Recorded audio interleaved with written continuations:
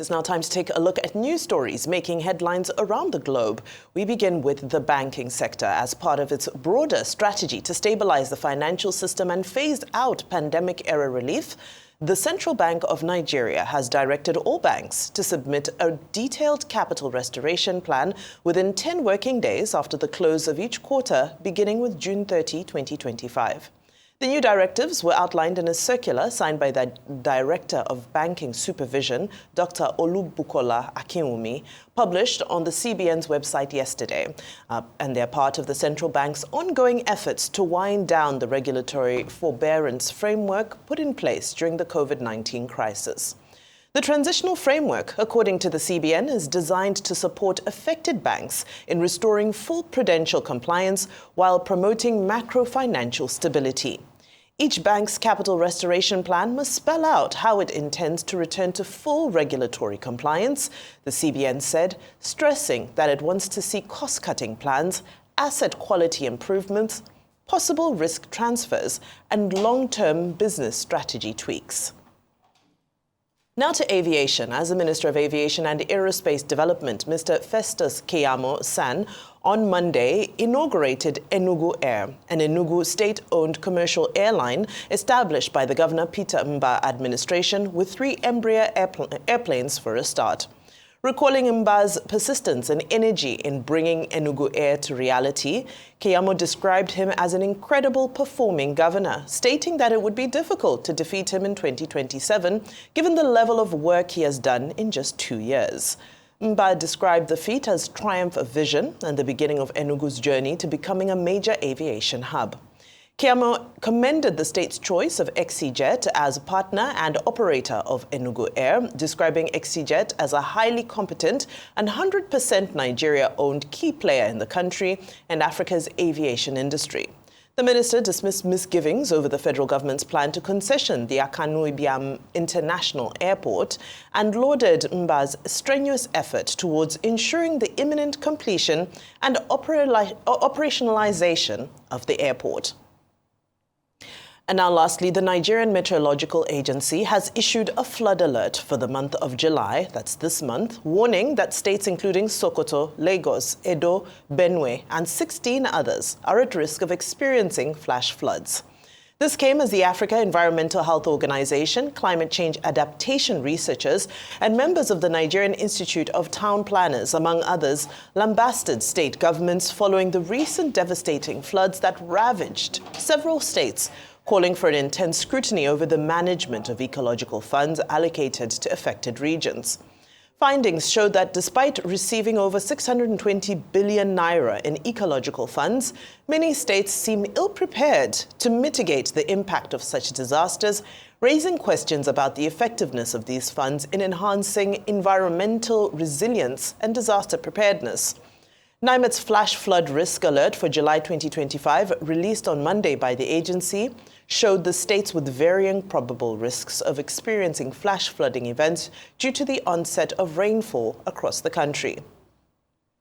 The agency said, and I quote, Sokoto State has a high risk of experiencing flash floods.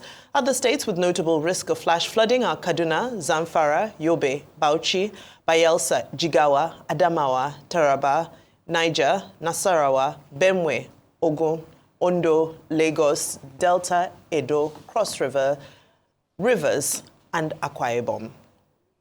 Well, we're in rainy season, and with climate change, it seems that it's getting more and more overwhelming, not just for us here in Nigeria. Globally, we're seeing weather becoming more of a foe than a friend to us. Yes, we're seeing weather more than become a foe than a friend. I'd like to start from the CBN. I mean, kudos to CBN. What the CBN pretty much is just trying to do is to bring back that level of discipline to the banks. During COVID, we had a lot of forbearance, gave them the latitude as regards loans. But the CBN is saying with this new directive, that's pretty much 10 days after the 30th of June, that show us a way forward, show workings, show how you're going to restructure a loan, show your capitalization potential, show the details of the work you're going to do, to not put your bank in harm's way. And we need a blueprint. Some of the banks have started to exit the forbearance. I think Zenith Bank is out of it, COVID-era forbearance. Some of the banks, I think First Bank is also working to exit at some time soon. They do not want shocks in the banking system. And all of this is geared towards the 1 trillion economy. That's why they told the banks to go back and raise money. For the international banks, over 500 billion. For the national banks, over 200 billion. 200 billion threshold. And for the regional banks, the 50 billion threshold. So what they are saying invariably is that, see, yes, we are going to guide you and be there with you. But you need to show us a robust plan to be able to mitigate when crisis will start. Because we've always had a crisis of non-performing loans in the banking system. That was what raised the alarm recently. A lot of these banks had exposure to companies, most importantly the oil and gas company. There was one particular company that had a lot of exposure to the banks. And these are loans that some of the banks cannot claw back. So it's a problem for them already. And you don't want to shock the banking system in such a way like that. You don't also want that to be the lot of the banking system when people start to have a run on the bank. So what the CBN are doing is spot on. The CBN under Cardozo is able to bring some common sense to the ecosystem. That's one. Number two, Enugu, another giant stride for Enugu. And you see, it speaks volumes about when you have a leader that has a clear sense of what he wants to do. And Governor Mbah has shown that although people didn't have a lot of confidence in him, we all know how the result out of Nkanu was disputed. He has shown that he was the best person on the ballot to have gotten the job. The reforms that is going on in the state, the work that is being done in the transport sector, infrastructural development and urban renewal going on in Enugu. And now an airline. What is it trying to do? It's trying to make Enugu a hub, an international hub. Ethiopian airline flies out of Enugu. But why don't we make it a hub by engineering our own airline that goes out to other parts of the country? And Festus Keyamo this year, I'm going to support them to be able to get a regional license. So people can also fly. So apart from having Ethiopian Air fly out of the place, you can also have Enugu Air, fly out to other African countries. Fidelity Bank aided the transaction. These are the kind of investments we talk about because they actually bring money back to the state coffers. Ibom Air, from place of loss, last year made over 6 billion in profit. So it can actually bring some money that can be added to the coffers. And how is he doing it? He's running it with ExeJet, a reputable, company. He's not just saying, let's go our way. So he's saying they'll run it and they'll hand over to the states and accountability will be done. So he's also saying the analogy that people say, oh, state governments or government should not be in business. No. If you actually do it with a lot of transparency, you can do it and be successful. Look at the Ethiopian government. You think there's no corruption in Ethiopia? Heck yeah, there's corruption. But they all resolve that Ethiopian Air will work. So it is possible. And we know what killed Nigerian Airlines. We know when Virgin partnered with Nigerian Airways. We all know the story of how Nigerian Airways, even, we all know that a government official wanted free tickets and the like. As regards the environment, the question we should ask is, where are the ecological funds? In the space of 12 years, over 600 billion have been plowed into ecological funds. But a smidgen of that has been spent on ecological conditions. We all know the corruption that went through the ecological fund. How some government think it's free money and they just put it in their pocket. But now you're having crisis, global warming and the likes. How much was spent? How much was spent on the dam? You remember how when the Alu Dam went burst, we talked about the fact that some money had been earmarked for the dam before and it wasn't spent. How do we even spend money on the recovery process? Look at Niger. Look at Benue. I can talk about Benue because I've been doing some work out of Benue through my own foundation. And CESO, which I have been working with for over 10 years. I've worked with CESO on IDPs from Borno, fighting, relieving from the scourge of Boko Haram. We helped put them back in school. And Benue, where they had a flooding situation over 10 years ago. Now we're working with the IDPs with CESO Foundation. And what are we doing? Just to be able to get supplies for people in the IDP camp. If not for the work of the NGOs, the work of government is minimal. They keep saying, oh, no money in that regard. These are the things the ecological fund is supposed to do. Look at the extra 3 billion added to the Niger flood situation. Yeah, some people claim they've been given. Some people say they've not been given the 1 million for the families. But how are people rebuilding their lives? And these are the things we should ask. We can check. There are many articles on ecological fund. Until we start to deploy it, and this was a fund that came into place in 81 after the Okibo Commission. Because we will have ecological crisis, and the earlier we start to work towards ameliorating the challenges, the better it is for us. They've reeled out flood alerts in those states. What are the alternative plans? So in Lagos, for instance, if people lose their home due to flood, where are the camps you're going to put them? Do we have all of that planned out? Where are the drainages?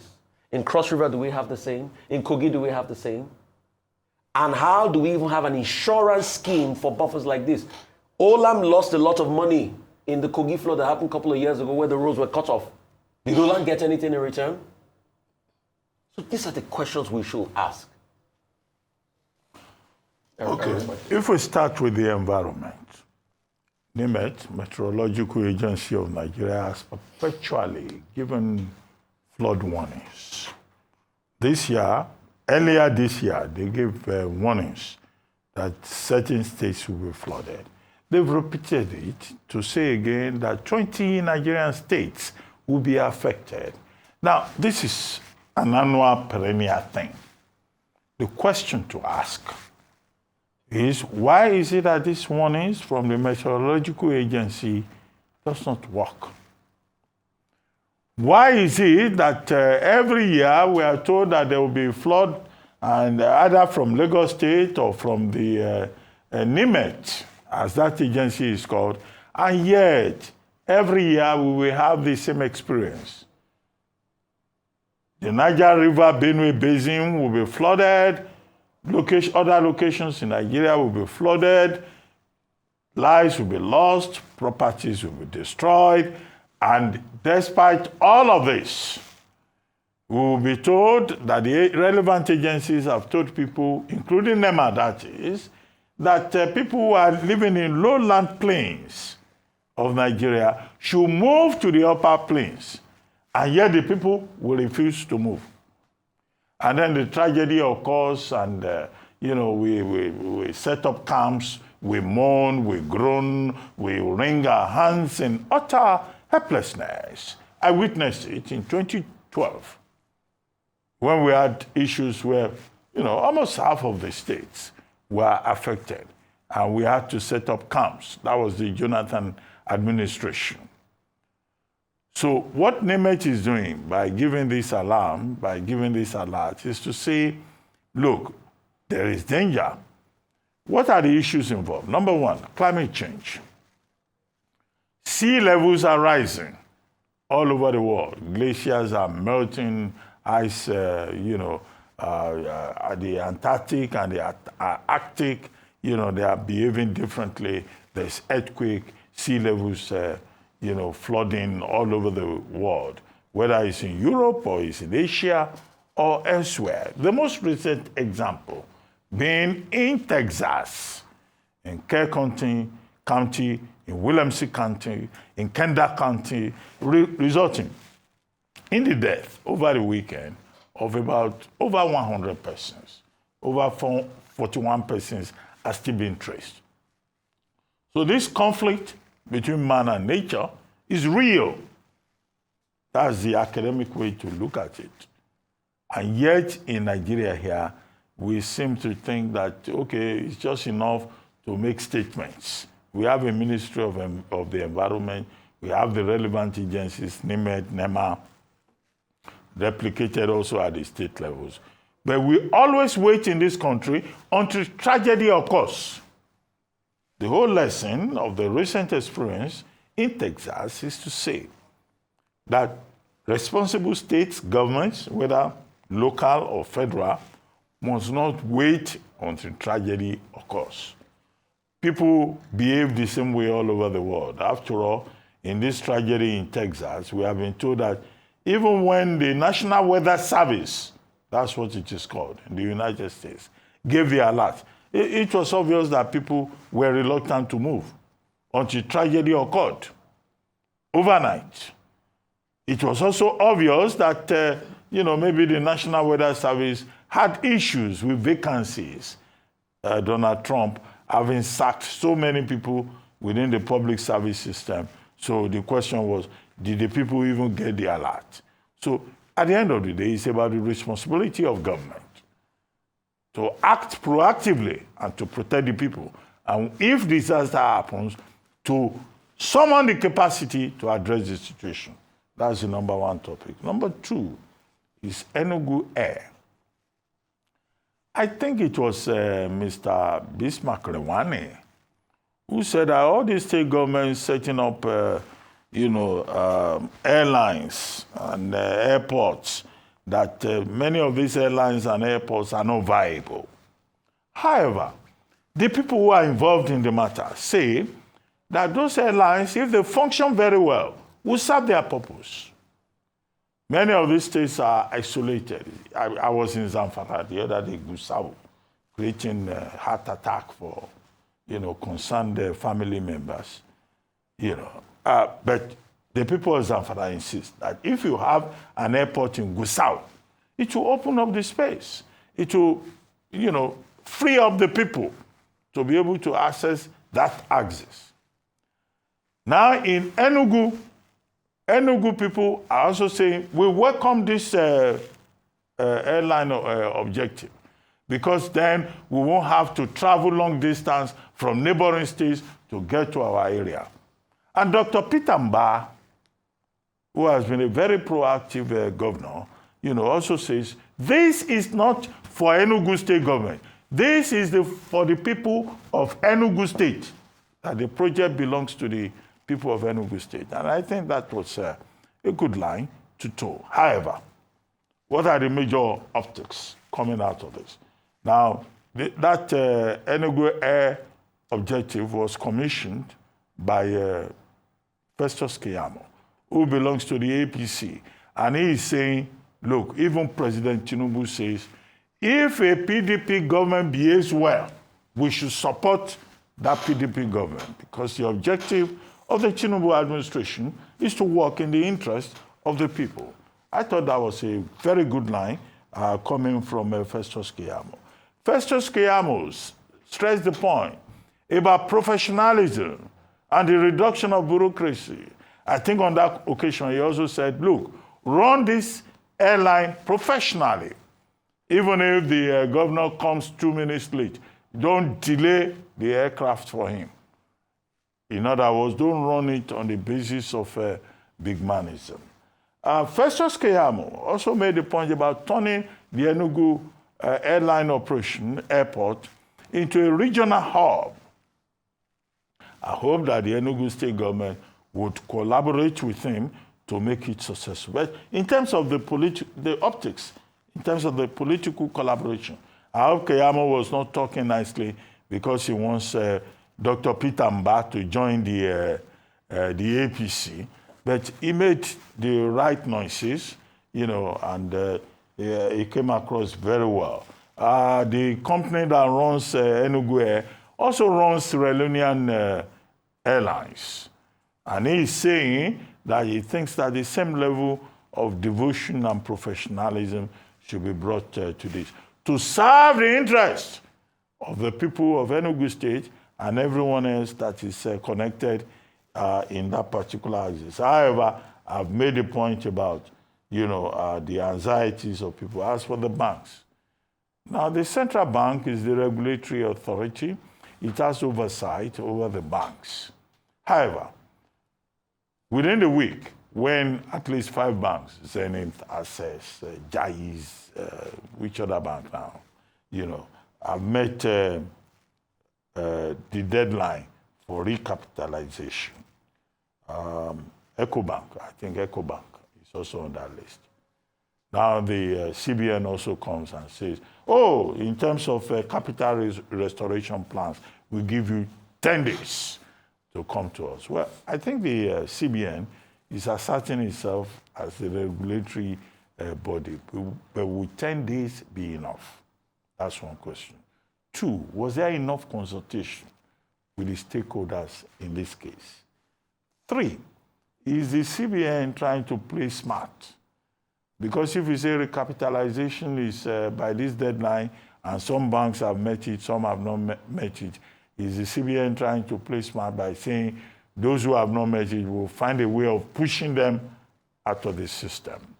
While we respect the right of the CBN as the regulatory authority, we can also ask questions that everything that is done must be transparent and accountable And there must be no indication of any effort on the part of the CBN to play games at the back end. Because I think the banks will be jittery now. But as for the right of the CBN to assert itself, I don't think we can question that. That everything must be done fairly. And what's that other word that you people use here? And in a balanced manner.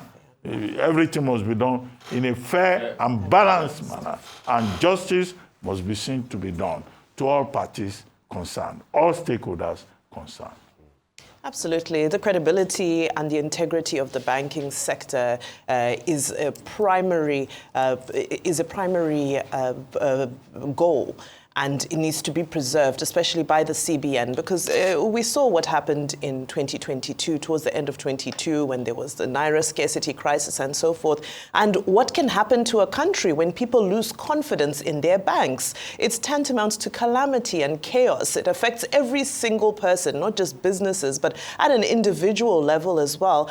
We can't have a country where people hoard money in their houses because they're concerned that the banks are not trustworthy and the banks have no integrity. So I really do applaud the CBN for their consistency in ensuring that the banking sector remains a viable sector, that Nigerians can sleep peacefully at night, and even foreign investors and domestic investors can sleep peacefully at night knowing that their money is safe, no bank is going to fold and collapse with people's money overnight, and that if you wake up in the morning and go to the bank, we're still waiting for this to be regularized, but you should be able to withdraw whatever amount you wish within legal limits from the bank on a daily basis.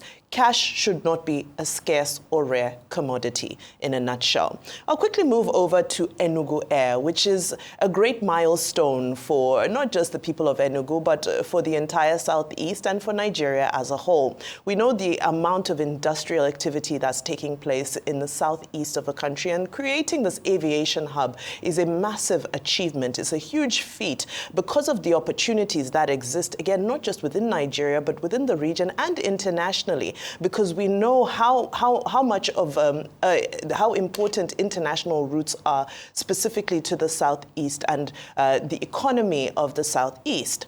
Now, when we look at states that have embarked on their own state carriers, it's a mixed bag in recent times. We begin with Ibom Air, which undoubtedly so far is what we would say the shining star with regards to state aircraft, state-owned aircrafts. As Rufai pointed out earlier, last year, Ibom Air reported a profit of 6.8 billion naira. And of course, those who travel frequently within Nigeria will know that it is reliable, it is timely, it is clean. It's a great aircraft. The aircrafts are also, the aircrafts they use are also modern and well-maintained. So between Ibom Air, Air Peace, and Arik Air, they have the majority of the passenger traffic in Nigeria. Now, another example of a state-owned aircraft is Cali Air. Cross River State also launched their own airline some years ago, which apparently didn't perform well. Now, what are some of the issues at hand? Cali Air never had an AOC. That's an air operating certificate, and they worked under that of aero contractors. Now, similarly to this, Enugu Air also doesn't have an AOC. We'll be using that of XCJet. Now, as much as I'm pretty sure and confident that Governor Peter Mbah is ensuring that Enugu Air will be able to get its own AOC, but the lack of this particular certification is one of the things that led to the collapse of Cali Air. Why is that? Because you take away your autonomy as an airline. Ibom Air have their own AOC. So there's a lot of autonomous decisions that one is able to make.